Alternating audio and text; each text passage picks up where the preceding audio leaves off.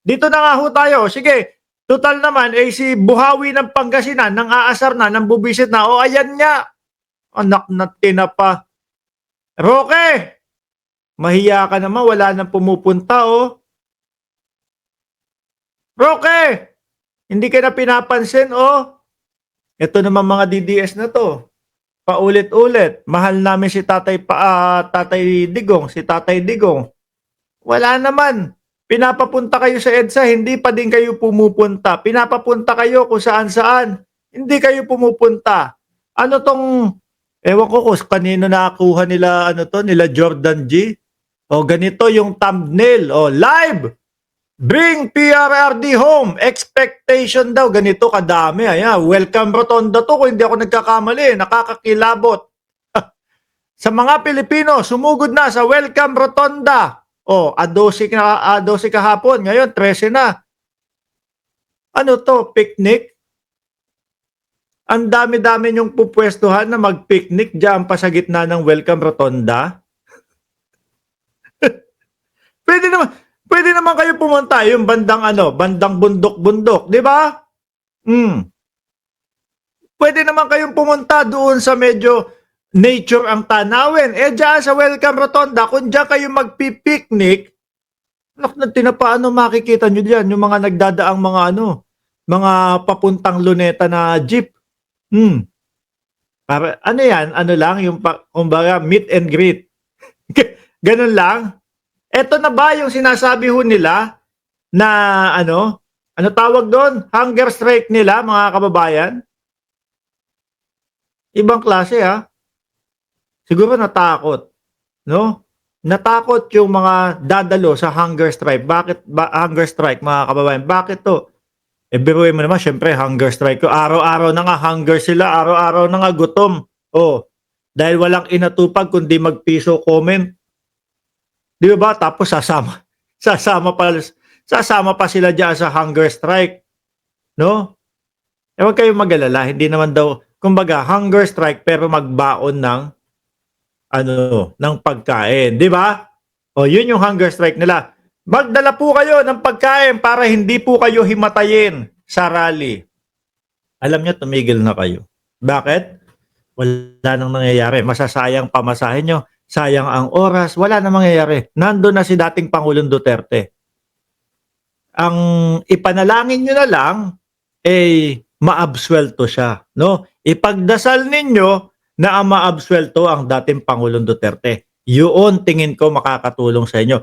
Pero yung ganyan, yung parali-rali ninyo, wala na yan. No? Yung EDSA nga araw-araw na kayo sa EDSA, wala pa din pumupunta. Ay, saglit lang. May nakalimutan ako. Ano nga pala? Medyo medyo tagilid kapag ipinagdasal nyo 'Di ba? Baka hindi dinggin. Minura nyo yung pope ko dyan. O, minura nyo yung yung pope dyan sa mundong ibabaw. Tapos, gusto nyo ipagdasal, gusto nyo maabswelto, tulungan ko. Baka malabo, no? Hirap, hindi mo maintindihan kung saan pupunta. Ipagdadasal ko si dating Pangulong Duterte para maabswelto siya. Nakalimutan niyo yata, sinabi nung dating Pangulo, stupido yan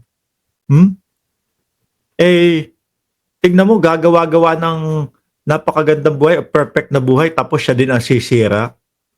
Kung kay Kibuloy naman, ewan ko kung naniniwala si dating Pangulong Duterte kay Kibuloy. Ano? Yung mga DDS, naniniwala yan. Kay Buloyski. Ako nga, tingin ko, diyan sa mga DDS, si Buloyski ang Diyos nila Di ba? Mas naniniwala sila kay Buloyski. Biruin mo deadma sila doon sa dating Pangulong Duterte nung sinabi na kumbaga, estupido. O yung nasa taas. Gagawin daw ang buhay, tapos siya din ang sisira.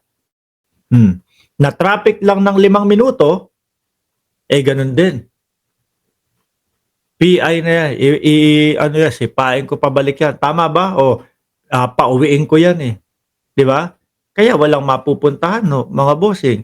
Yung poon nila na si ano, Buloyski, ayun, nasa Oblo. Yung best friend, oh, yung idol nila, ayun, nasa Oblo din. Walang pupuntahan, mga kababayan. Di ba? Hirap na tong mga to. Hirap na po. Umulan pa nga ng fake news nga di ba? Kung ano-ano na, si Trump nadamay.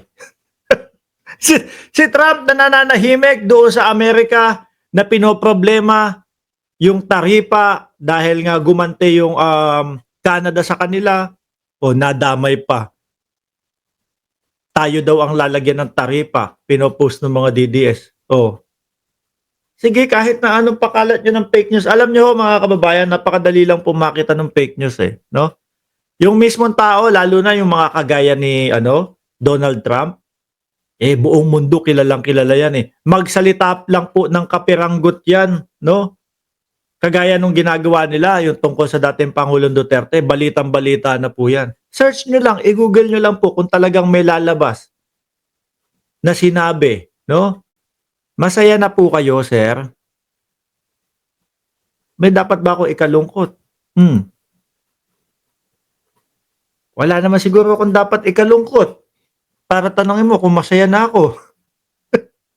'Di ba? Nandiyan, lalo na kapag nakita nyo yung kaibigan ko na sila Itera, lalong sasaya ang buhay. 'Di ba? Alam mo, Abelardo Moico Jr., tanungin mo yung mga nandito. Ayan, 1,256 viewers sa 10 minutes. Tanungin mo kung masaya sila. Sasagot siya, masaya. Kayo, masaya? Na ang ine-expect nyong pupunta din yung dito sa inyong mga rally ganito? Tapos ang reality lang ganito. Masakit. 'Di ba? Alam nyo kahit makauipon kayo ng 20 million diyan, no? Kahit makaipon kayo ng 20 million yan, hindi bababa ang Pangulo. Bakit? Bilang ng Pilipino kulang 120 million. Ibig sabihin, yung 20 million na maiipon nyo dyan sa rally ninyo, 1/6 lang. 'Di ba? Sabi ni Baudin June, masaya ako, Marco, 'di ba? Ayun naman pala si Abelardo, masaya naman din pala. Di ba? Kahit po makaipon sila ng 20 milyones na sasama dyan sa rally nila, ay wala pa din mga boss. Hindi pa din uubra. Dahil majority pa din po yung 100 milyon. Anong petsa ba ngayon? March 13. Okay. Nakita ko sila Itera March 13 pala ngayon. Wala na to. Wala na tayong i-expect, no? Sabi ni Roque, pumunta na kayo ng EDSA, no? Parang pupunta din si Roque sa EDSA. Sabi ni Jordan G, boss, special shout out kay Bacaro and Rahoma Nazareno. Shout out daw po sa inyo. Ayan, shout out po, no? Mabuhay po kayo hanggang gusto ninyo. Nasaan na ba tayo? Anyway, iwanan na natin yan. Hayaan nyo na ho sila dyan. Wala namang pupunta dyan. Yung patawag ni